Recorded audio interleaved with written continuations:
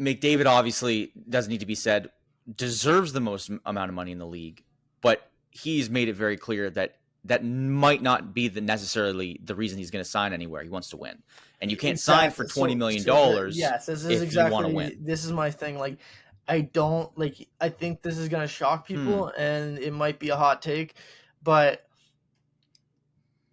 when Connor McDavid signs his contract, if he signs first, or if he signs second, to compare to Kirill Kaprizov, or even say a Cale Makar, if Connor McDavid waits out till the end of the next season, I don't think Connor McDavid's contract is going to be the highest in the league at all. Absolutely not. I don't. It will be if he's the first one to sign, but I don't think after he signs, Kirill Kaprizov's contract comes in below Connor McDavid.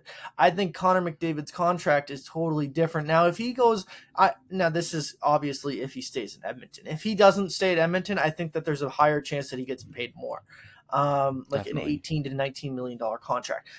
I think if he stays in Edmonton, it's a $16 million contract. I really do. At the most, I can even see him taking less than that, because you can't have it both ways. And like, you just simply can't. You can't say, I want $20 million, and you want to say we need to be competitive every single season.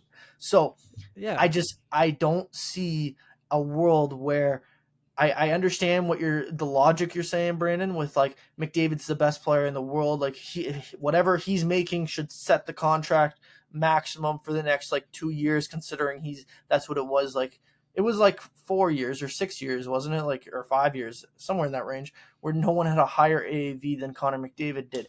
I don't think that's the case this time around, especially if he wants to win in Edmonton. yeah, and I don't necessarily mean that he's going to set the bar and nobody will pass that. I just mean it gives general managers the leverage to say that a player like that, if McDavid comes in at 16 and Kaprizov saying at a similar term that he wants now, he still wants 17, 18, he can still ask for that, and a team can still give him that. But I think the Wild, it doesn't make sense, and it doesn't make sense as a fraternity of GMs who will try to slowly build up with the cap. If any of these GMs go crazy and start handing out these wild contracts just because they have the money, like I said, the league themselves, the GMs, that's not their goal. Their goal is to use this extra cap money to improve their team as best they can, not necessarily to just pay their stars. So I think that's where you'll see a little bit of divide, and whether or not there are GMs that are willing to pay, one or two of their players, a crazy amount of money. I think we will get to that point. We're going to get to the NBA model, the NFL model, where you have guys with a huge range in terms of their contracts.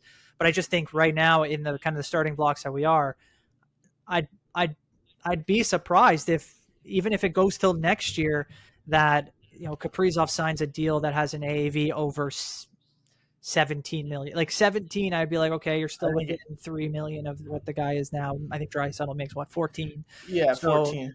It's like, even that to me is a huge raise in terms of setting the market for the league. And just because, a player this year or last year could have been making 18, 19 million just because of the cap and the way it's set up. But that doesn't necessarily mean that any team was just going to go there because they know that they could. I think it's still very planned out. I'm sure teams and their trusts have kind of meticulous ways in terms of how they plan to use their money as the cap continues to grow. But I agree, like, there's going to be players that are going to ask for the most amount of money as they can, regardless of the situation, and teams are just going to have to navigate that. But I would be surprised, again, like I said, if we take such a drastic jump so fast. I think it will be a little bit more gradual, but we're 100% heading to the situation that you're talking about.